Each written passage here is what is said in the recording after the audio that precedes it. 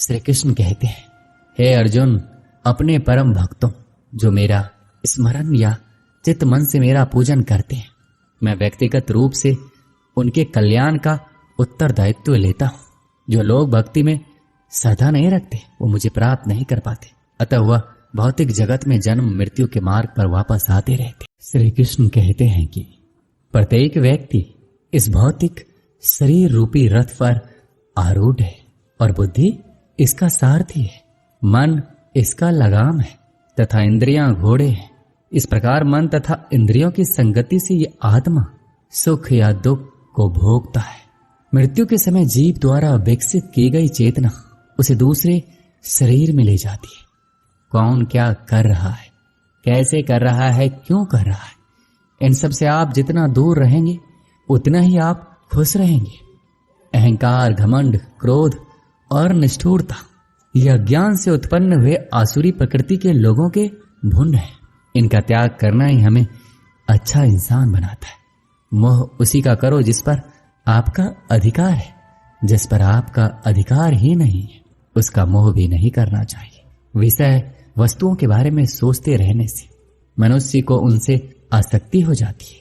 इससे उनमें कामना यानी इच्छा पैदा होती है और कामनाओं में विघ्न आने से क्रोध की उत्पत्ति होती है। जितना हो सके खामोश रहना ही अच्छा है, क्योंकि सबसे ज्यादा गुनाह इंसान से उसकी जुबान ही करवाती है। किसी काम की चिंता करना ठीक है, पर चिंता इतना भी नहीं होना चाहिए कि वह काम ही बिगड़ जाए। अच्छी नीयत से किया गया काम कभी व्यर्थ नहीं जाता और उसका फल आपको जरूर मिलता है। मैं किसी का भाग्य नहीं बनाता, हर कोई अपना भाग्य खुद बनाता है। आप जो भी कर्म कर रहे हो उसका फल आपको कल प्राप्त होगा, और आज जो आपका भाग्य है वह आपके द्वारा पहले किए गए कर्मों का फल है। तुम्हें सिर्फ अपने कर्म करने का अधिकार है, किंतु कर्म के फलों के तुम अधिकारी नहीं हो। तुम ना तो कभी अपने आप को अपने कर्मों के फलों का कारण मानो, ना ही कर्म ना करने में कभी आसक्त हो जाओ। सही कर्म वो नहीं है जिसके परिणाम हमेशा सही हो, अपितु सही कर्म वो है जिसका उद्देश्य कभी गलत ना हो। पूर्णता के साथ कभी किसी और के जीवन की नकल करके जीने की तुलना में अपने आप को पहचान कर अपूर्ण रूप से जीना बेहतर है। जब भविष्य धुंधला पड़ने लग जाता है तब आपको अपने वर्तमान में ध्यान केंद्रित करने की आवश्यकता है। कोशिश कर, हल निकलेगा, आज नहीं तो कल निकलेगा। जीवन की सबसे बड़ी गलती वही होती है जिस गलती से हम कुछ सीख नहीं पाते हैं। जब हमारा दिमाग यानी कि मन कमजोर होता है तो परिस्थितियां समस्या बन जाती है, लेकिन जब मन स्थिर होता है तब परिस्थितियां चुनौती बन जाती है। जब हमारा मन मजबूत होता है तो परिस्थितियां अवसर बन जाती है। मनुष्य की मानवता उसी वक्त नष्ट हो जाती है जब उसे दूसरों के दुख पर हंसी आने लगती है। समय यही सिखाता है कि जिंदगी किसी का इंतजार नहीं करती, ना ही किसी के लिए रुक सकती है। मनुष्य को अपने कर्मों के संभावित परिणामों से प्राप्त होने वाली विजय या पराजय, लाभ या हानि, प्रसन्नता या दुख इत्यादि के बारे में सोचकर चिंता से ग्रसित नहीं होना चाहिए। यदि आप अपनी गलतियों से कुछ सीखते हो तो गलतियां सीढ़ियां हैं, और नहीं सीखते हैं तो गलतियां सागर है। निर्णय आपका है, चढ़ना है या डूबना है। समस्या इतनी ताकतवर नहीं होती कि जितना हम उन्हें मान लेते। कभी सुना है कि अंधेरे ने सुबह को होने ही नहीं दिया।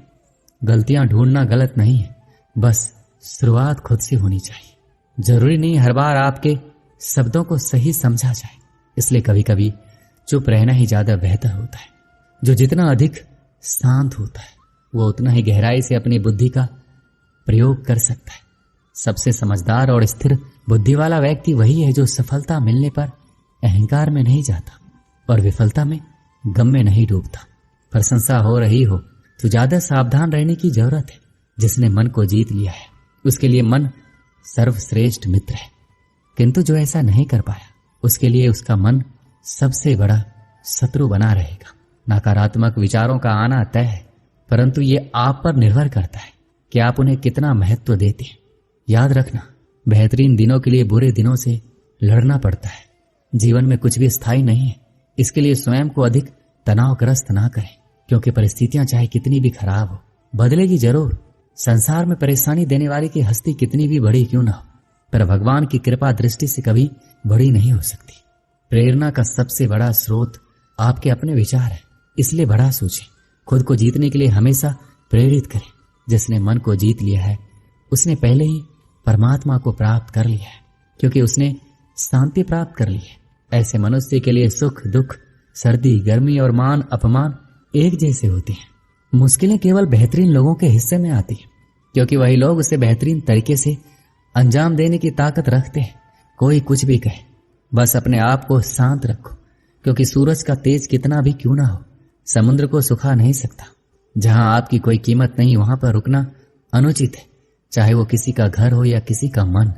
जब कोई हाथ और साथ दोनों ही छोड़ देता है, तब कुदरत कोई ना कोई उंगली पकड़ने वाला भेज देता है, और उन्हीं का नाम कान्हा है। जो मन को नियंत्रित नहीं करते उनके लिए वह शत्रु के समान कार्य करता है। दुनिया के सामने जीतने वाला विजेता नहीं होता, बल्कि किन रिश्तों के सामने कब और कहां पर हारना है ये जानने वाला भी विजेता होता है। जो लोग बुद्धि को छोड़कर भावनाओं में बह जाते हैं उन्हें हर कोई मूर्ख बना सकता है। जैसे जल में तैरती नाव को तूफान उसे अपने लक्ष्य से दूर ले जाता है, ठीक वैसे ही इंद्रिय सुख मनुष्य को गलत रास्ते की ओर ले जाता है। आपका विश्वास एक पर्वत को भी खिसका सकता है, लेकिन आपके मन का संदेह दूसरा पर्वत खड़ा कर सकता है। हमारा खुद पर विश्वास होना बहुत ही जरूरी है, क्योंकि हम अपने रास्ते पर खुद चलते हैं। वक्त कभी भी एक जैसा नहीं रहता। उन्हें भी रोना पड़ता है जो बेवजह दूसरों को रुलाते हैं।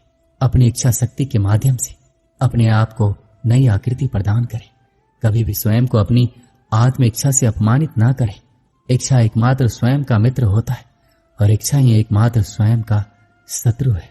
श्री कृष्ण कहते हैं, खुद को कमजोर कभी नहीं समझना चाहिए। अगर आप गिरते हो तो उठने का प्रयास करो, लड़ो और पूरी निष्ठा से अपना कर्तव्य कर्म निभाओ। बाकी सब कुछ मुझ पर छोड़ दो। हो सकता है हर दिन अच्छा ना हो, लेकिन हर दिन में कुछ अच्छा जरूर होता है। धैर्य रखिए। कभी कभी आपको जीवन में सबसे अच्छा पाने के लिए सबसे बुरे दौर से गुजरना पड़ता है। रोना बंद करो और अपनी तकलीफों से खुद लड़ना सीखो, क्योंकि साथ देने वाले भी शमशान से आगे नहीं जाते। समय जब न्याय करता है तब गवाहों की आवश्यकता नहीं पड़ती है। अगर साफ नियत से मांगा जाए तो ईश्वर किस्मत से बढ़कर देता है। जब भी विनाश होने का प्रारंभ होता है, शुरुआत में इंसान वाणी का संयम खोता है। जीवन में सब कुछ खत्म होने जैसा कुछ भी नहीं होता। हमेशा एक नई शुरुआत हमारा इंतजार कर रही होती है। जीवन में यदि खुश रहना है तो अधिक ध्यान उस चीज पर दें जो आपके पास है, उस पर नहीं जो दूसरों के पास है। उस दिन हमारी सारी परेशानियां खत्म हो जाएगी, जिस दिन हमें यकीन हो जाएगा कि हमारा सारा काम ईश्वर की मर्जी से होता है। एक समय की बात है, एक राज्य में एक राजा और गूंगे फकीर में गहरी मित्रता थी। राजा फकीर से अपने दिल की हर बात कहता और फकीर मुस्कुराते हुए सुनता। राजा फकीर से अपने दिल की हर बात कहता और फकीर मुस्कुराते हुए सुनता। राजा को उसका साथ इतना भाने लगा कि उसने उसकी रहने की व्यवस्था अपने महल में करवा दी थी। फकीर राजा के साथ महल में रहने लगा। समय गुजरता गया और राजा का प्रेम उसके प्रति बढ़ता गया। एक दिन राजा अपने काफिले के साथ राज्य भ्रमण पर निकला। फकीर भी उसके साथ था। शाम को वह राज्य के अंतिम छोर के गांव की स्थिति जानकर वापस लौट रहे थे। रास्ते में घना जंगल पड़ा। राजा का काफिला रास्ता भटक गया। राजा ने अपने सारे सैनिकों को रास्ता ढूंढने के लिए चारों दिशाओं में भेज दिया और खुद फकीर के साथ एक पेड़ के नीचे सुस्ताने लगा। उस पेड़ पर एक फल लगा हुआ था। राजा और फकीर दोनों भूखे थे। राजा ने पेड़ पर चढ़कर फल तोड़ लिया और उसके 6 टुकड़े कर दिए, 3 अपने लिए, 3 फकीर के लिए। अपनी आदत के अनुसार उसने अपना पहला टुकड़ा फकीर को दिया। फकीर फल खाकर मुस्कुराया और अपना हाथ आगे बढ़ा दिया। राजा ने दूसरा टुकड़ा भी फकीर को दिया। फकीर फल खाकर मुस्कुराया और फिर से अपना हाथ आगे कर दिया। राजा ने उसे तीसरा टुकड़ा भी दे दिया। एक एक करके फकीर 5 टुकड़े खा गया और 6वें के लिए भी आगे हाथ बढ़ा दिया। यह देखकर राजा को बड़ा क्रोध आया। वह बोला, ये मेरा तुम्हारे प्रति प्रेम है कि मैं तुम्हें अपने महल में अपने साथ रखता हूँ, हर सुख सुविधा तुम्हें मुहैया करवाता हूँ, पर आज मुझे पता चल गया कि तुम्हारे दिल में मेरे लिए जरा सा भी प्रेम नहीं है। भूखा मैं भी हूँ, किंतु तुम इतने स्वार्थी हो कि सारा फल खुद खा जाना चाहते हो। तुम्हारी असलियत में जान क्या, आज से हमारी दोस्ती खत्म। अभी इसी वक्त मेरी नजरों से दूर चले जाओ। यह सुनकर फकीर वहां से चला गया। फकीर जाने के बाद राजा फल का आखिरी टुकड़ा खाने लगा। फल को चबाते ही उसने फल थूक दिया। फल इतना कड़वा था कि उसे खाया ही नहीं जा सकता था। राजा को समझ आ गया कि फकीर क्यों सारे टुकड़े मांगकर खा जाना चाहता था, क्योंकि फकीर राजा से बहुत प्रेम करता था। राजा की दी हर चीज वह खुशी खुशी स्वीकार करता था और सदा मुस्कुराता रहता था। इसलिए जब राजा ने उसे फल दिया तो उसने स्वीकार कर लिया और कड़वा होने के बावजूद भी मुस्कुराते हुए खा गया।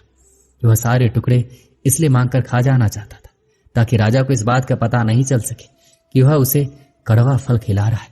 जब राजा के दिए गए मीठे फल उसने खुशी खुशी खाए थे तो कड़वा क्यों नहीं खाता।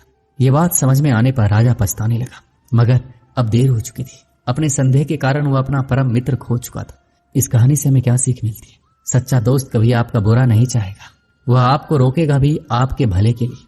सच्ची दोस्ती हमेशा सहज कर रखे। दोस्ती के फल में संदेह का कीड़ा लग जाए तो उसे खराब होते देर नहीं लगती। इसलिए जब भी दोस्ती करें भरोसे की नींव पर करें। दोस्तों, इस वीडियो में बस इतना ही। जय श्री कृष्ण।